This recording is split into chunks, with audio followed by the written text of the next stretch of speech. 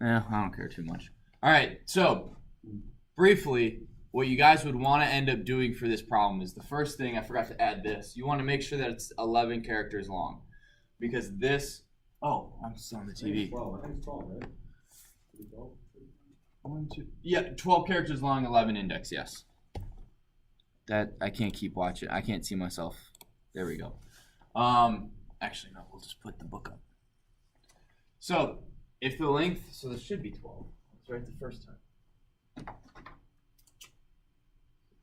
So, if the length isn't equal to 12, forget it. If the length is equal to 12, we're going to keep going. Then you want to have for num in number from the first index, 0, to the second index, and this is the code for that. And this goes from index 0 to 2. And that checks 1, 2, 3. If that's not a number, return false. Right? We don't want that. We're just going to get, boom, it's gone. And then we check if number index 3, which is our hyphen. We check and see if that's a hyphen. If it's not, return false. And then you just basically continue from 4 to 7, which is 4, 5, 6. And then with this one, you also add, instead of it being 3, it is index 7. And then finally for the last 4 digits is index 8 to 12. Actually, you can just do 8 to the end. All right, that's quite a lot of code, right? So the book. Yes, what's your question? Oh, well, I guess it's a very simple question. Okay. So this is. Did I just? No. Okay. I thought I just stabbed myself with a marker in my pants, but it was my finger, so okay. So this is what the book. Right. This is kind of what the book tells you to do. It checks and sees if the length isn't equal to 12, and this is just basically everything I just walked through. Oh, so they did it a slightly different way. So right here, they're using index as opposed to, where's my laser pointer?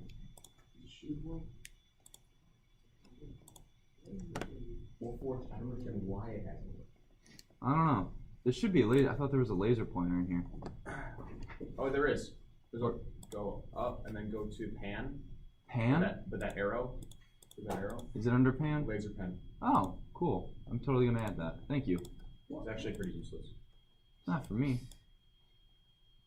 So you guys see here that it's using index as opposed to what I did here. For n a number from the end of range 3 if num. Right, slightly different, but it does the exact same thing. All right. So this is a lot of lines of code, right? And it only works for this this format of phone number. What if they had typed in, 630 562 7500? Well, now you'd have to rewrite your whole entire code to account for these parentheses. What? I'm learning how my code doesn't work. So when you get a chance, can you tell me why? After class, yeah. It's so long. I know, but yeah. So that seems kind of not awesome, right? What we can do is we can use what's called a regular expression. Regex for short. And so this is just explaining in more detail what I've already gone over. A regular expression is pretty awesome. So the original code that we use in the book is 17 lines long. You can write all this in 3.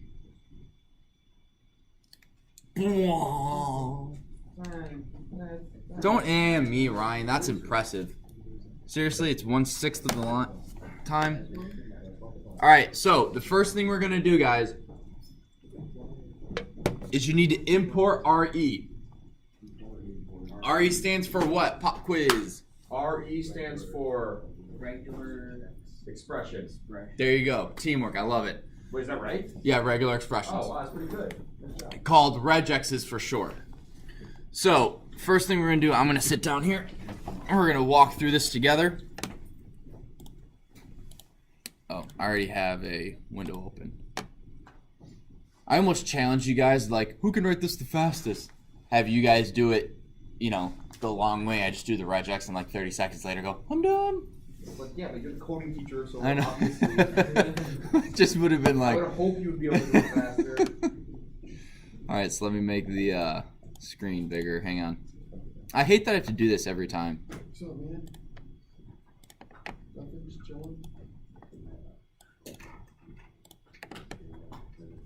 Alright, so import RE. Boom, done. Set that there and this here. Okay, so you imported 3. Now what? Oh, what's up, Zop? Hey, Zach. So we're getting started on page, chapter 7, page 150, creating regex objects.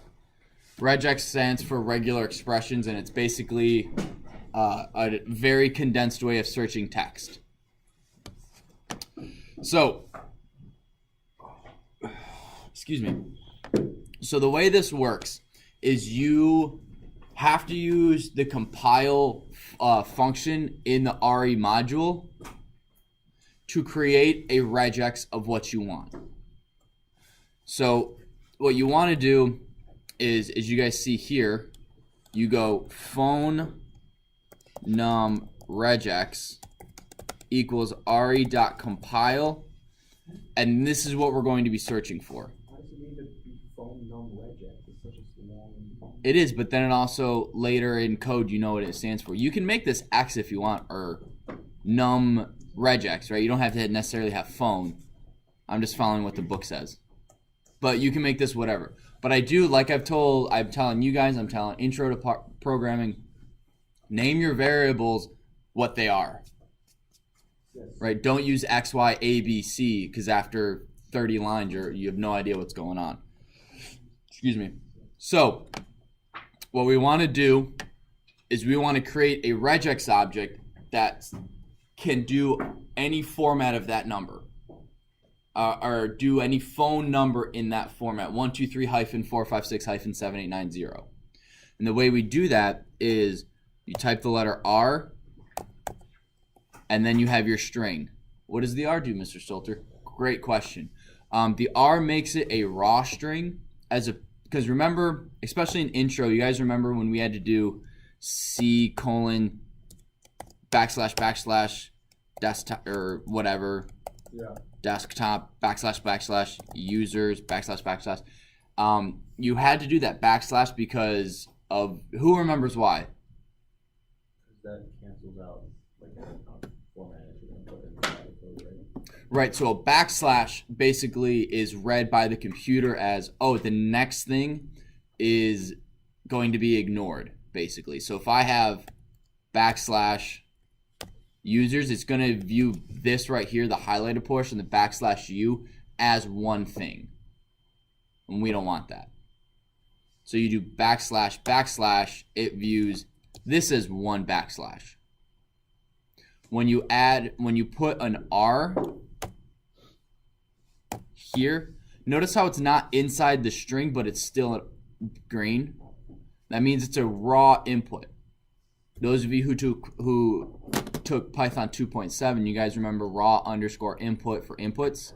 Now with the updated 3.6, you don't have to do that. All inputs are defaulted by string. Whatever. All inputs by default are string. So if you add this makes it a raw string, and you now no longer have to have 2 /. It just reads it as it is.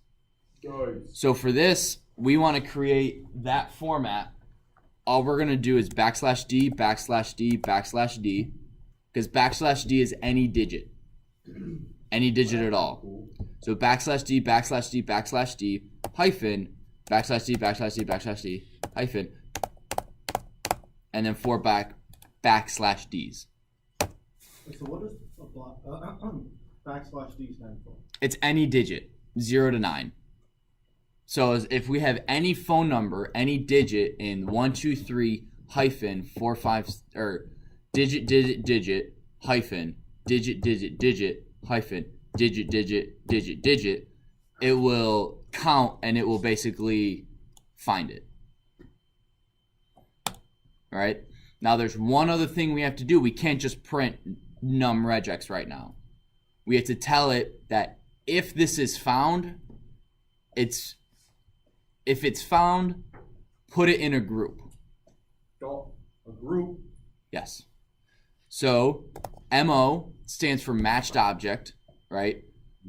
You don't have to do these naming variable conventions. I would, because one, that's how I'm teaching you to do it, and two, it's how the book is. So if you don't want to get as confused, follow the book. So MO stands for what, Brian?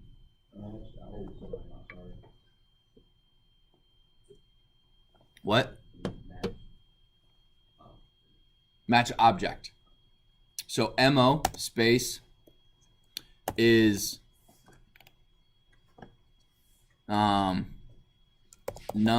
regex dot search, because we want to search this string for this num regex. Wait, is dot search or built in? Dot search is built into Python? Yeah, well, RE is built into Python. But no, if I didn't import RE, could I use R dot search? I don't think so. I don't know. I haven't tried it. Well, Go ahead, try it. I don't care. Right, so then we're going to go, I'm just going to follow the book here, and it says, my number is 415-555-4242. So now we will print phone number found, comma.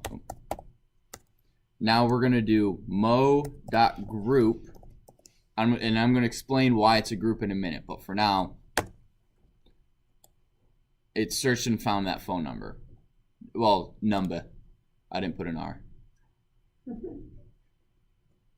So in 1, 2, 3, 4 lines of code, I'm displaying the information. That doesn't necessarily count.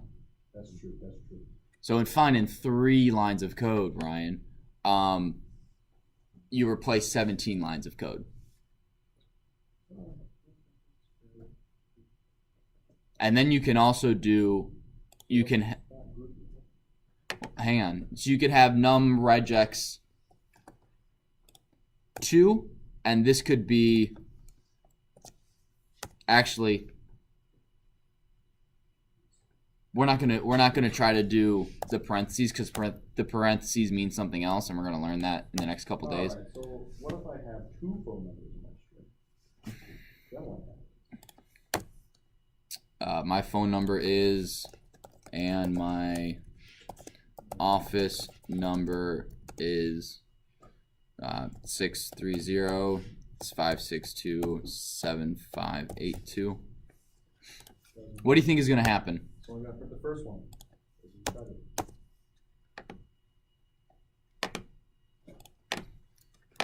So it is mo.print mo.group. I don't think this is it.